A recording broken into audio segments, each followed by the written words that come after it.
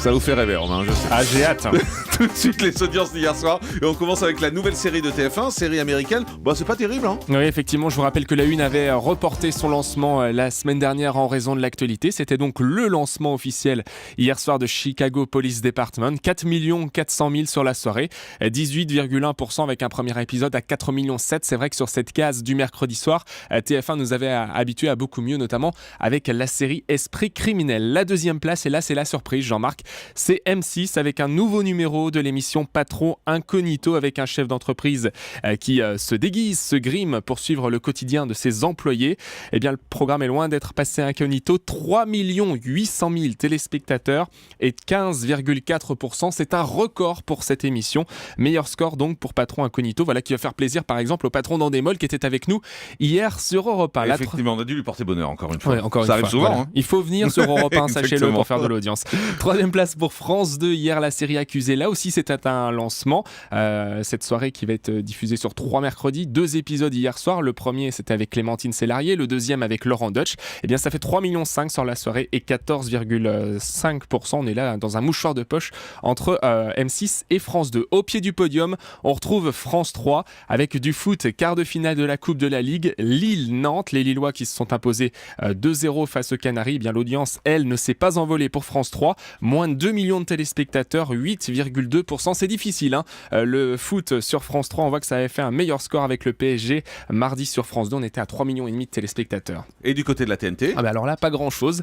Aucune chaîne ne dépasse le million de téléspectateurs. Jean-Marc, le meilleur score, c'est pour la Maison France 5 hier soir. Ça arrive de plus en plus souvent. Hein. Oui, une audience en béton pour Stéphane Thébault. 879 000 personnes et 3,4%. La deuxième chaîne, c'est TMC avec 695 000 personnes devant le spectacle de Florence Foresti. Et puis il y avait aussi Enquête d'actualité, Jean-Marc D8 qui voulait elle aussi sa part du gâteau en décalant son numéro sur la galette pour parler de Charlie Hebdo. Eh bien pas forcément un effet de curiosité. 674 000 téléspectateurs et 2,7%. Je crois que D8 s'attendait à un score un peu plus élevé sur ce coup-là. Et puis un petit coup d'œil du côté des deuxièmes parties de soirée. Avec la série New York Unité Spéciale en tête, 1 700 000 pour TF1, 18,2%.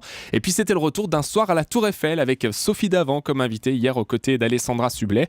1 200 000 téléspectateurs, 10,8%. C'est parmi les meilleurs scores de l'émission. Et très beau score également hier du côté des Access pour le grand journal de Canal+, qui est leader des talk-shows hier et qui dépasse 1,5 million de téléspectateurs. Il y a bien longtemps qu'il n'y avait pas de telles audiences. Il faut dire que ça a démarré la semaine dernière avec l'actualité tragique. Régulièrement, le grand journal est monté. Eh bien, ça continue. Et là, donc, plus d'1,5 million de téléspectateurs. C'est à vous également.